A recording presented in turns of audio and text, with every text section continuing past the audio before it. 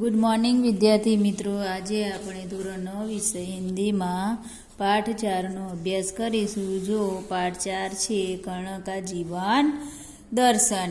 પહેલાં આપણે લેખક પરિચય મેળવીશું અને ત્યારબાદ આપણે કવિતાને સમજીશું. कवि रामधारी सिंह दिनकर. हिंदी के सुप्रसिद्ध कवि रामधारी सिंह दिनकर का जन्म बिहार के मुंगेर जिले के सिमरिया नामक गांव के एक किसान परिवार में हुआ था. उन्होंने प्रारंभिक शिक्षा मुंगेर तथा उच्च शिक्षा पटना में प्राप्त की. पटना विश्वविद्यालय से स्नातक की उपाधि प्राप्त करके कुछ समय तक अध्यापन कार्य किया.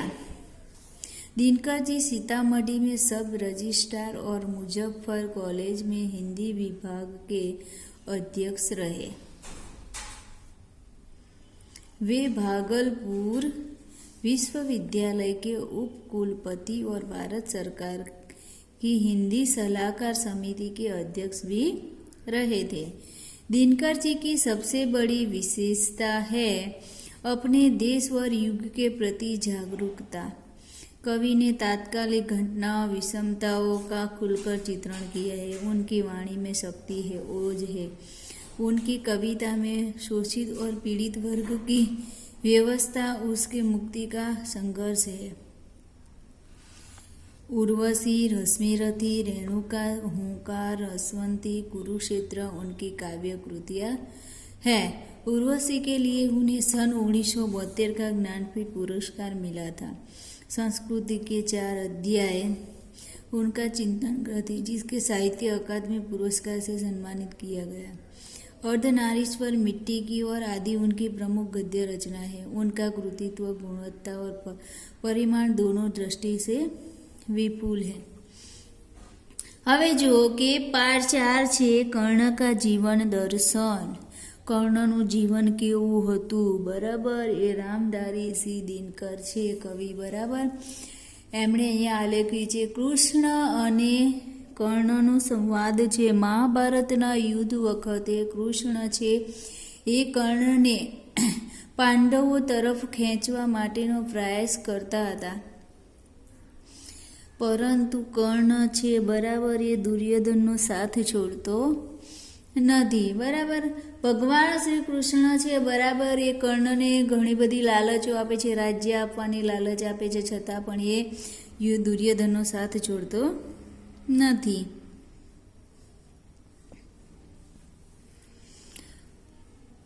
ભગવાન શ્રી કૃષ્ણ કર્ણને કહે છે કે તું શ્રેષ્ઠ પુત્ર છે, બરાબર. પાંડવ પુત્ર છે અને શ્રેષ્ઠ છે. એને રાજ્ય આપવાનું પ્રલોભન એટલે લાલસા આપે છે, છતાં પણ કર્ણ કૌરવના પક્ષમાંથી આવતો નથી અને અંતમાં દુર્યોધનને બચાવવાની પ્રતીક્ષા લે છે. ચલો હવે આપણે કાવ્ય દ્વારા જ સમજીશું એટલે તમને વધારે ખ્યાલ આવશે. वैभव विलास की चाह नहीं, अपनी कोई परवाह नहीं. વૈભવ એટલે ધન દોલત, વિલાસ એટલે સુખોપભોગ. શું કે છે? ધન દોલત અને સુખનો ઉપભોગ. અપની કોઈ પરવાહ નહીં. પરવાહ એટલે ચિંતા. શું કે છે? અપની કોઈ પરવાહ નહીં, કોઈ ચિંતા નહીં. પહેલાં આપણે એને હિન્દીમાં સમજીશું અને પછી એનું આપણે ગુજરાતીમાં સમજ શક્તિ મેળવીશું.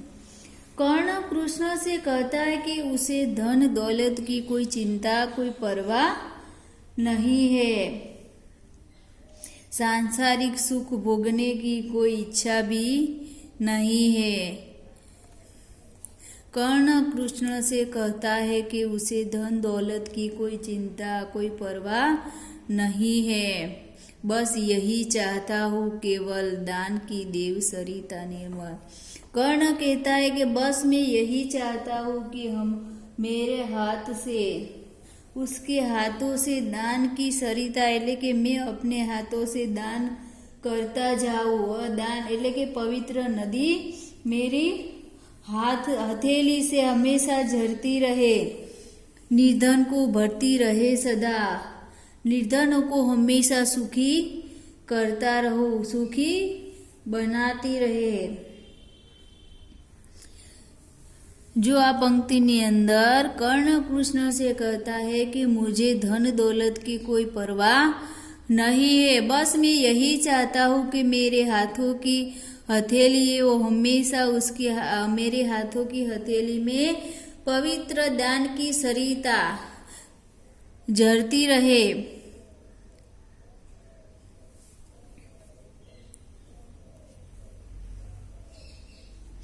उसके हाथों से दान की पवित्र नदी सदा बहती रहे और निर्धनों को सुखी बनाती रहे।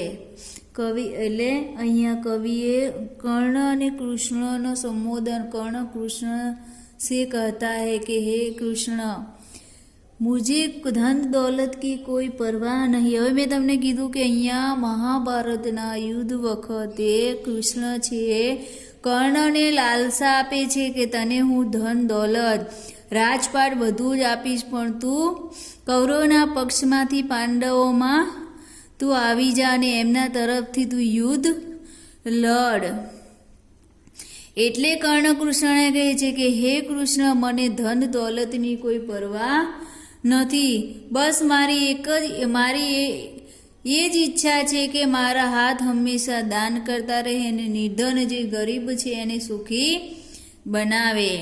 तुच्छ है राज्य क्या है केशव, पाता क्या नर प्राप्त विभव, चिंता प्रभुत अत्यल्प हास, कुछ चाकचिक्य कुछ क्षण विलास।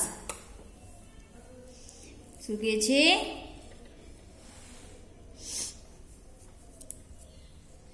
અહીંયા જુઓ કે નિર્મલ, નિર્મલ એટલે પવિત્ર શુદ્ધ, કરતલ એટલે હાથ કી હથેલી, અને નિર્ધન એટલે ધન રહિત, કંગાલ ને દરિદ્ર પણ થાય। આપણે એના શબ્દના અર્થ પણ સમજતા રહેશું। હવે જો તુચ્છ હે રાજ્ય क्या है केशव, पाता के नर कर प्राप्त विभव, चिंता प्रभुत अत्यल्प हास, कुछ चाकचिक्य कुछ क्षण विलास। શું કે છે? तुच्छ है राज्य क्या है हे केशव। હવે જો કર્ણ કૃષ્ણ से कहता है, હવે જો કૃષ્ણ છે કર્ણને લાલચ આપે છે એટલે પછી શું કહે છે કે તુચ્છ રાજ્ય ક્યા કેશવ, પાતા ક્યા નર પ્રાપ્ત વિભવ। વિભવ એટલે ધન સંપત્તિ થાય અહીંયા, વિભવ એટલે ધન સંપત્તિ। પ્રભુત એટલે અધિક, અતલ્પ્ય એટલે બહુત થોડા, હાસ એટલે નિંદા ઉપહાસ, અને ચાકચિક્ય એટલે ચમક ચમક દમક, કુછ ક્ષણ વિલાસ। હવે જો કે આ પંક્તિની અંદર કર્ણ કૃષ્ણને પાછું કહે છે કે હે કેશવ, हे कृष्ण जिस राज्य का आप मुझे प्रलोभन पाता के अनर विभव चिंता એટલે कर्ण कृष्ण से कहता है कि हे केशव जिस राज्य का आप मुझे प्रलोभन देते हैं उस राज्य से मुझे क्या प्राप्त होगा, इस राज्य से मुझे क्या प्राप्त हो तो बहुत तुच्छ वस्तु है। શું કે છે? तुच्छ है राज्य क्या है केशव। અહીંયા कर्ण कृष्ण से कहता है कि हे केशव तुमने मुझे जो राज्य का प्रलोभन दिया है वो तो बहुत तुच्छ है, उससे मुझे क्या प्राप्त होगा, वैभव पाकर मनुष्य को क्या मिला है। पाता क्या नर प्राप्त विभव, विभव એટલે વૈભવ એટલે કે છે કે વૈભવ પ્રાપ્ત करके मनुष्य को क्या मिलता है, चिंता प्रभुत કે છે उससे बहुत अधिक चिंता मिलती है, अधिक हास એટલે નિંદા। तुच्छ है राज्य क्या है केशव, पाता क्या नर कर प्राप्त विभव। चिंता प्रभुत अत्यल्पहास, कुछ चाकचिक्य कुछ श्रवण विलास। कर्ण कृष्ण से कहता है कि हे केशव, तुमने मुझे जो राज्य का प्रलोभन दिया था उससे मनुष्य को क्या मिलता है, वैभव से मनुष्य को क्या मिलता है। उससे तो उसे अधिक सारी चिंताएं मिलती है, नाम मात्र की हंसी खुशी मिलती है। थोड़ी बहुत चमक दमक, चाकचिक्य એટલે कुछ चाकचिक्य એટલે थोड़ी बहुत चमक दमक मिलती है, कुछ क्षण विलास, उस थोड़े समय के लिए सुखोपभोग प्राप्त होता है, पर वह भी यही गवाना है। ये सब चीज उसे यही छोड़कर जाना है, कुछ साथ नहीं ले जाना है, उसके साथ कुछ नहीं आता है। कर्ण कृष्ण से कहते हैं कि हे कृष्ण, तुमने मुझे जो राज्य का प्रलोभन दिया था उससे मनुष्य को क्या प्राप्त होता, वैभव से मनुष्य को क्या प्राप्त, वैभव से मनुष्य को क्या, नर એટલે मनुष्य, वैभव से मनुष्य को क्या मिलता है। उससे थोड़ी बहुत चिंताएं, बहुत अधिक हंसी खुशी मिलती है, उससे कुछ चमक दमक मिलती है, और यह वैभव सुखोपभोग थोड़ी क्षण के लिए होता है, मनुष्य को उसे यहीं छोड़कर जाना होता है, उसके साथ कुछ भी नहीं ले जाना होता है, यहाँ से जाना पड़ता है, खाली हाथ यहाँ से जाना पड़ता है। मुझसे मनुष्य जो होते हैं कंचन का भार न ढोते हैं, पाते हैं धन बिखराने को, लाते हैं रतन लुटाने को।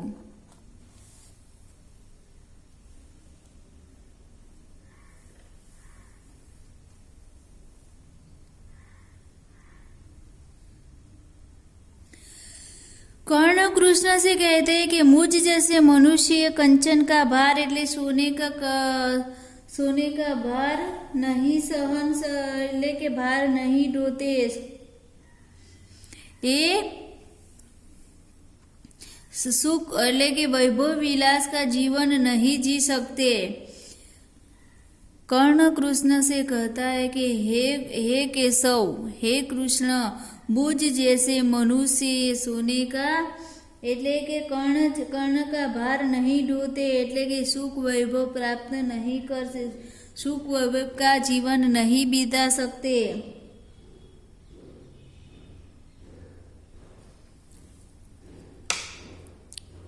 पाते हैं धन बिखराने को, मुझ जैसे मनुष्य है वो धन प्राप्त केवल दूसरों को बांटने के लिए ही प्राप्त करती है, दूसरों को लिए ही प्राप्त करते हैं, वो दूसरों के उनकी बहुत मूल्य એટલે કે उसकी किसी भी चीज दूसरों को बांटने के लिए ही होती है। जग से न कभी कुछ लेते हैं, दान ही हृदय का देते हैं।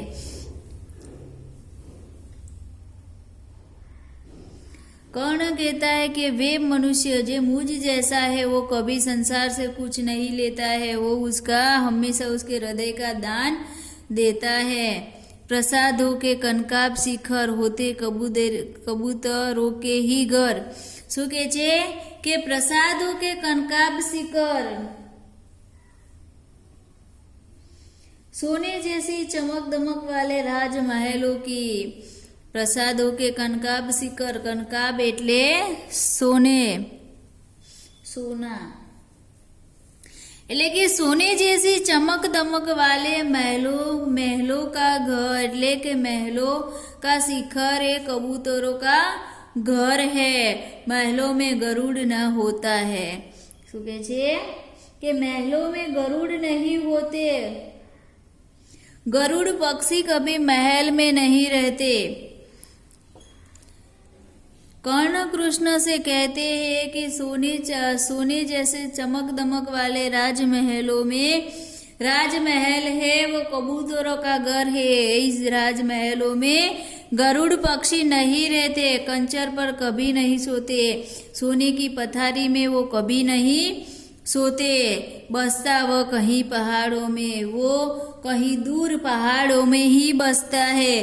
सैलों की फटी दीवारों में, पहाड़ों की फटी जो दीवार है, जो फटे हुए पहाड़ है उसमें वो रहता है।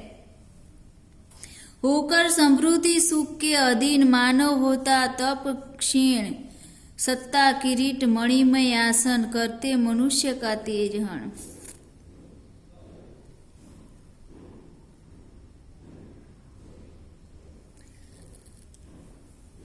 कर्ण कृष्ण से कहता है कि धन दौलत के गुलाम बनकर मनुष्य अपना तेज क्षीण करता है।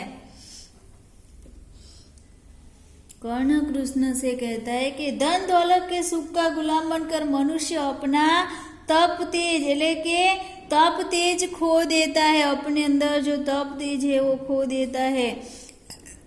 सत्ता એટલે રાજપદ, કિરીટ એટલે મુંગટ અને મણિમય આસન એટલે मणि जड़ित सिंहासन करते मनुष्य का तेज हरण। कर्ण कहता है कि राजपद है, मुंगट है और मणियों से जड़े हुए सिंहासन है, वो मनुष्य का तेज क्षीण करता है, तेज को हर लेते हैं, उसे प्रभावित बना देते हैं, प्रभावहीन बना देते हैं। नर विभव हेतु ललचाता है। जो मनुष्य है वैभव प्राप्त करने के लिए ललचाता है, पर वही मनुष्य को खाता है, परंतु वही मनुष्य को खा जाता है। એટલે मनुष्य वही धन संपत्ति उसे नष्ट कर देती है। जो धन संपत्ति प्राप्त करने की उन्हें लालसा है, वही धन संपत्ति उसे नष्ट कर देती है। चांदनी पुष्प छाया में पल, नर गले बने शु मधुर कोमल। શું કહે છે કે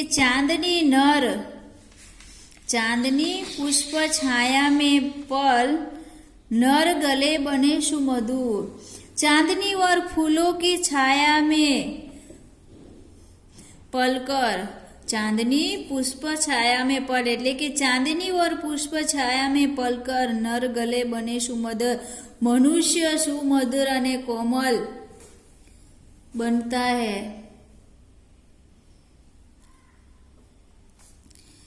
कर्ण कृष्ण से कहता है कि चांदनी और पुष्प छाया में पलकर मनुष्य भले ही सुंदर, कोमल और सुमधुर बनता है, किंतु अमृत क्लेश का पिए बिना, परंतु कष्टों का अमृत पिए बिना, वो तो बिना धूप और आंधी सहे बिना वह पुरुष कहलाता नहीं है।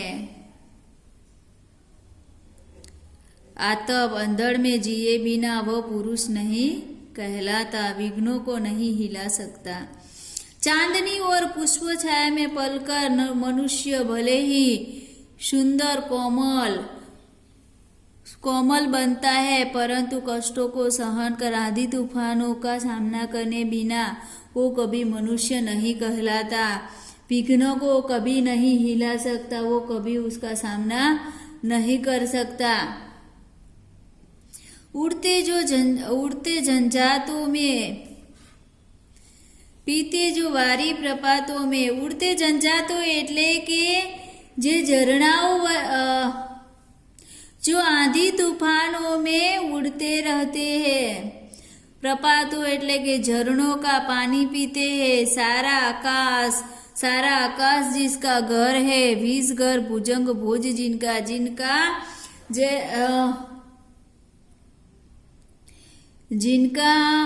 भोजन विषैला साफ है, वही फणीधर छुड़ाते हैं।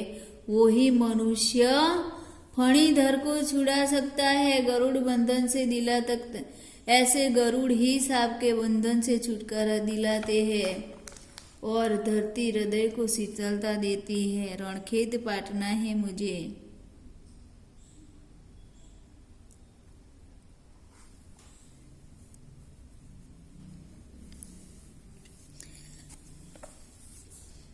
वे ही भणिधर छुड़ाते हैं भोजन उड़ते जो झंझावातों में, એટલે કે आंधी और तूफान में जो उड़ते हैं, झरनों का जो पानी पीता है, सारा आकाश जिसका घर है, जिसका विषैला साप जिसका भोजन है, वही गरुड़ फरीधन को छुड़ा सकता है। धरती का हृदय जुड़ाते हैं सुके छे और धरती के हृदय को शीतलता देता है। मैं गरुड़ कृष्ण, मैं पक्षीराज, सिर पर न चाहिए मुझे ताज। हे कृष्ण, मैं ऐसा ही गरुड़ पक्षी हूँ। मैं गरुड़ कृष्ण એટલે કૃષ્ણને કહે છે કર્ણ કે હે કૃષ્ણ, मैं ऐसा ही गरुड़ पक्षी हूँ जिसके सिर पर मुंगट नहीं है। दुर्योधन पर जिसके सिर पर मुंगट नहीं है, फिर भी सिर पर मुझे मुंगट नहीं चाहिए। इस समय दुर्योधन पर विपद घोर, इस समय दुर्योधन पर घोर विपत्ति है। सकता न किसी भी सूझे, मैं किसी भी कारण उसे छोड़ नहीं सकता। रणखेत पाटना है, ये युद्ध को मुझे करना है और मुझे दुर्योधन को बचाना है। उसका साथ मुझे कभी नहीं छोड़ना है। रणखेत पाटना है मुझे, युद्ध क्षेत्र में उतरना है मुझको, अही पास काटना है मुझको, दुर्योधन के नाग पास को मुझे काटना है। હવે જોઈએ આપણે એને ગુજરાતીની અંદર થોડું સમજી લઈએ।